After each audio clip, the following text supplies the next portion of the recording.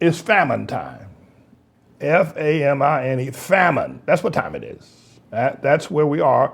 We're going from the pandemic, the coronavirus, to famines. And let me explain to you something I said on yesterday about the fact that God, and this is his famine, and God is famous for famines. Our famines, one of the most famous famines in the Bible is that 7-year joint that went on in Egypt with Joseph and Pharaoh. Remember that one? And then you get down to chapter 26 and 25, I think, of Genesis, and Isaac goes through a famine, and the Bible says Isaac sowed in that famine and reaped 100-fold. There's a whole lot of famine. Then you got the famine of Elijah. God's famous for famines. He knows how to do famines better than he does floods. If you want to put the category of God in those kinds of, comparatives. But here's what God is doing. You can take this from me. Here's what the Lord is doing. God is getting ready to create. We're getting ready to go into famine.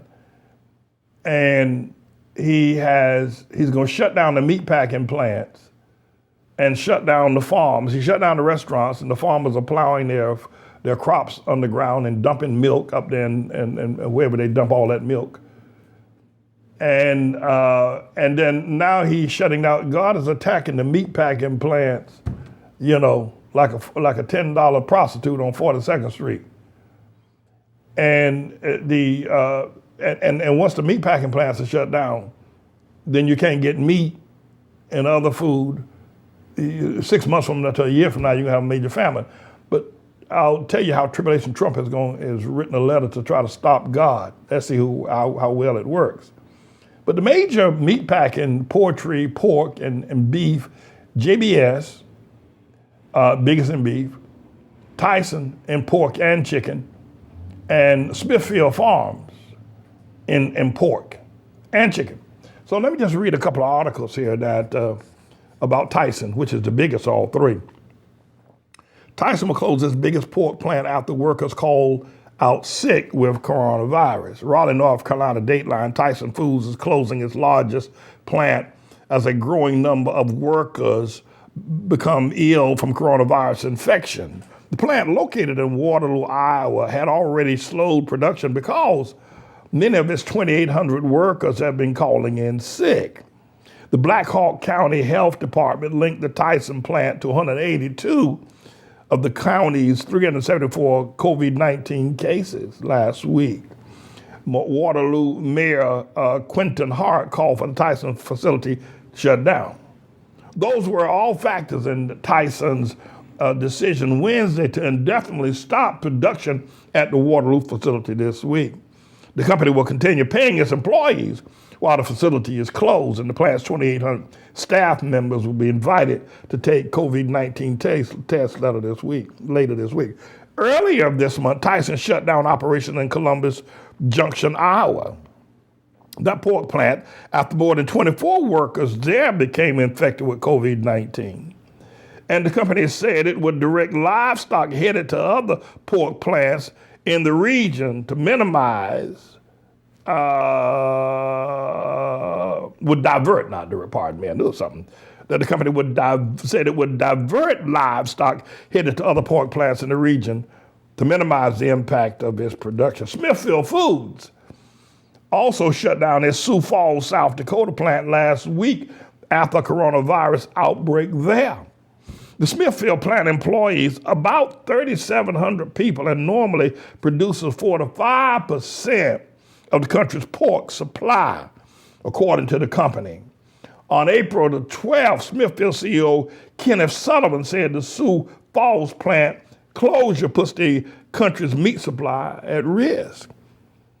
And I quote, "It is impossible to keep our grocery stores stocked if our plants are not running," unquote. He said, and I again quote, "These facilities closures will also have severe, perhaps disastrous repercussions on many in the food supply chain," close quote. There's another article, right? After they rushed to maintain U.S. meat supplies, big processors saw plants become COVID-19 hotspots and workers' illness spike. Several big meat companies failed to provide masks to all workers. Some of them said they were told to keep working in crowded plants. Now, these plants, I don't know if you've seen an assembly line in these plants where the meat is moving on a conveyor belt, and your job is to cut this part, cut this fat, debone here, and it moves all the way down to somebody else packages up. So they're standing shoulder to shoulder, right? And the conveyor belt doesn't stop. So when somebody has to go to the bathroom, if you work on an assembly line of the meat, beef, chicken processor, and any of these plants, they all have the same thing, assembly line. You got to go to the bathroom. What you have to do is that you got to call for the supervisor. Tell the supervisor, I got to go to the bathroom. Can you replace me? Because if you get out of line, you leave the line rather, and your job doesn't get done, then by the time the meat gets to where it ain't cut or slipped or boned or deboned or defatted the way it's supposed to be. So, Mr. Engineer, put it back up again. That's how close they work. Now, it look like these people got on the headgear. This must be somebody else. But they leave it there. But that's how close they stand together. And these people don't have masks. I'm a little concerned about my eating meat anymore. I'm trying to find out. You know what kosher means? You know what kosher? Leave that up, Mr. Engineer. You know what the word kosher means? Kosher means that the meats have been blessed by a rabbi. My concern is this. I've been eating all that, beef and chicken and all that stuff coming from these plants. These people are standing there, they breathing on the meat. They got colds, they're sneezing on the meat.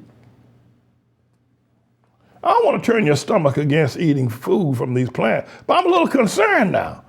But if you eat kosher food, you eat a kosher chicken, that means that chicken has been blessed by I'm not laughing. But I mean the chicken is clean, it's been blessed by the rabbi.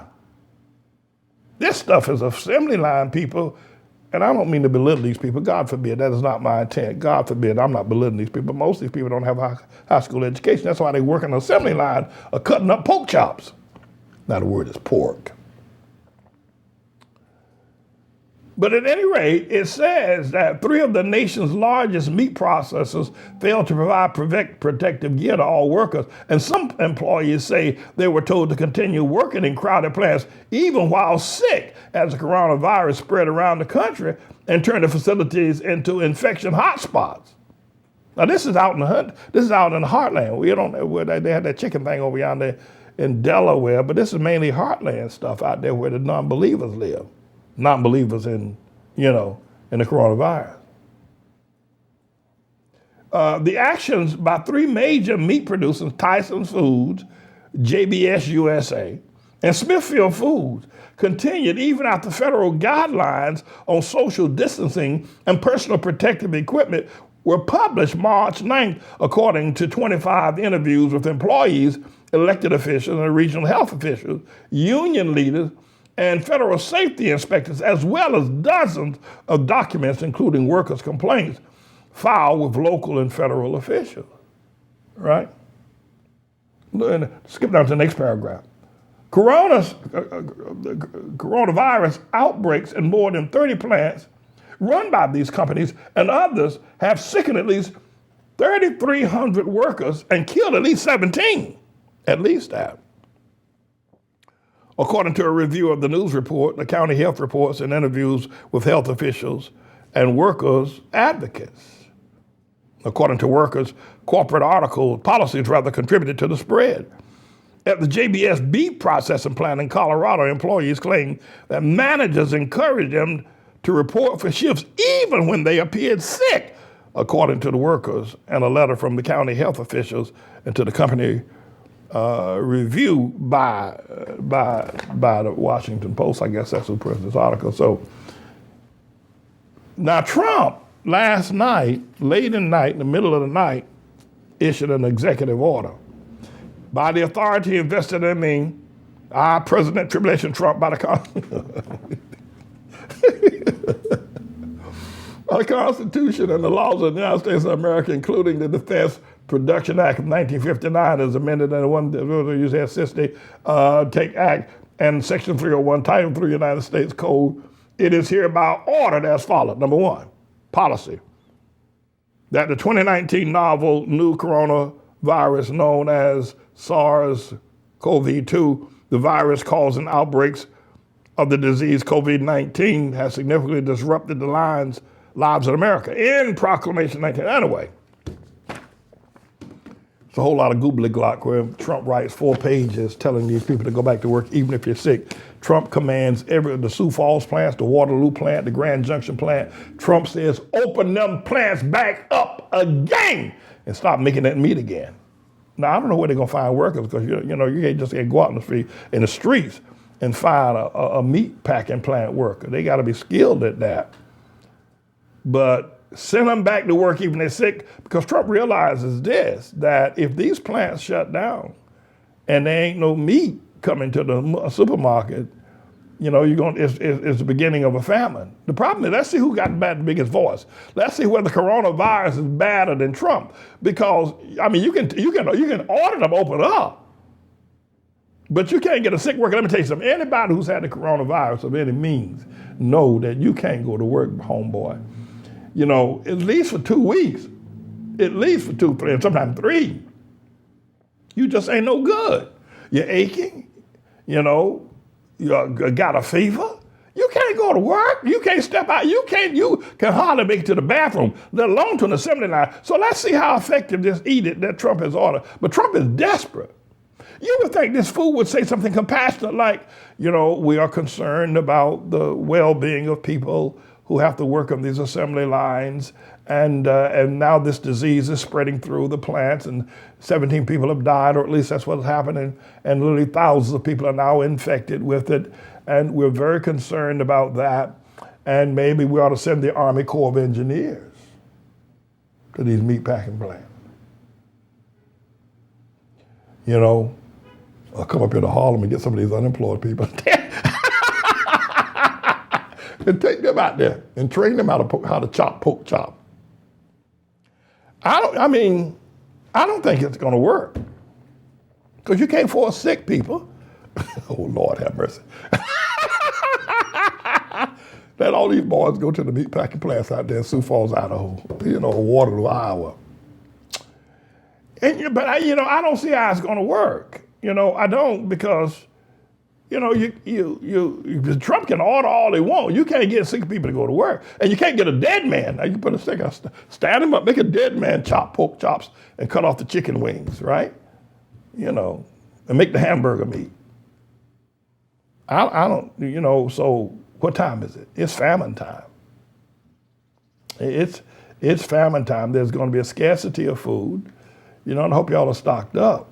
This is a bit of a news blog we do, looking at spiritual wickedness in high places for the most part, making some observations about it and giving people a biblical foundation to the way of interpreting, rather than have Sean Hannity or Laura Ingraham or Janine Pirro or Anderson Cooper or Rachel Maddow or Don Lemon, Rush Limbaugh interpret what's going on in the world. You come to me and I'll tell you based on what the Word of God says.